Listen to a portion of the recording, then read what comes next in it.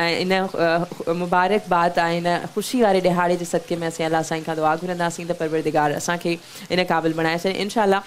वक़्तु छाकाणि घटि बचो आहे ऐं ॿियो महिमान बि असां सां मौजूदु आहे, सो अॻिते वधंदासीं। ऐं हाणे असां पंहिंजे ॿिए महिमान अवैस अली सुमरो क़ादरी साहब। ऐं अवेस तव्हां पहिरीं ॿुधायो हिंगोरजा मां आया आहियो तव्हां, ईअं न? माशाअल्लाह। ऐं माशाअल्लाह असां सुभाणे वरी वापसी आयो आहे ऐं वरी वापसि पियो वञे। ऐं अवेस त असांजो भाउ आहे, बसि इहो आहे त फ़ोन इलाही कंदो आहे न। हा, ॾींहं में 300 फ़ोन कंदो आहे। सीरियसली अवेस मतलब 300 फोन जबरदस्त भाई, एतिरा न वरी घटि थोड़ा। जी अवेस बिस्मिल्लाह बिस्मिल्लाह कंदासीं। अल्लाहुम्मा सल्ली अला शफ़ीना मौलाना मुहम्मद।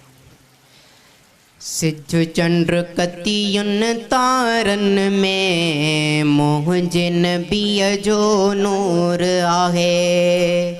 सिज चंड कतियुन तारन में मुंहिंजे नबीअ जो नूर आहे। सारी दुनिया जे निज़ारन में मुंहिंजे नबीअ जो नूर आहे। आहे कुरान जे हरफन में खोले ॾिस तूं वरकन में। आहे कुरान जे हरफन में खोले ॾिस तूं वरकन में। कुरान जे 3 सिपारन में मुंहिंजे नबीअ जो नूर आहे। सारी दुनिया जे नज़ारन में मुंहिंजे नबीअ जो नूर आहे।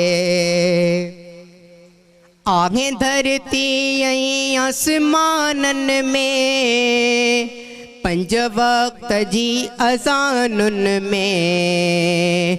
आगे धरती ऐं आसमानन में 5 वक़्त जी अज़ानुन में। हर मस्जिद जे मीनारन में मुंहिंजे नबीअ जो नूर आहे।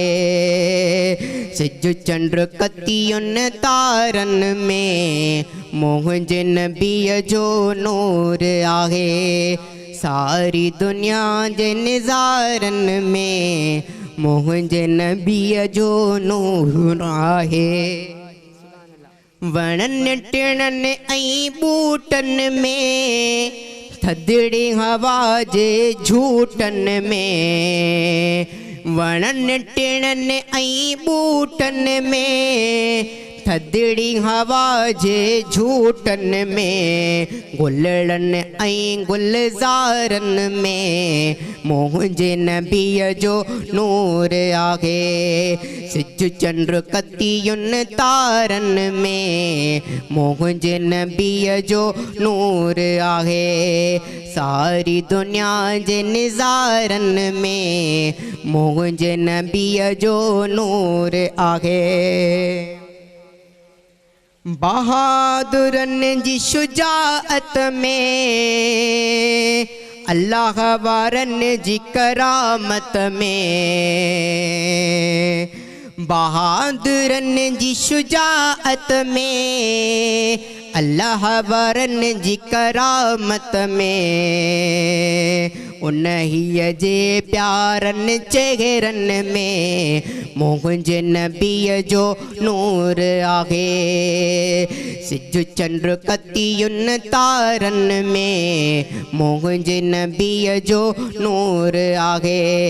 सारी दुनिया जे नज़ारन में मुंहिंजे नबीअ जो नूर आहे। सुभान अल्लाह। अवैस अली सुमरो क़ादरी साहब तमामु ख़ूबसूरत असांखे नात ॿुधाई। सिज चंड ऐं तारन में मुंहिंजे नबी जो नूर आहे। माशाल्लाह, बेशक बिल्कुलु आहे।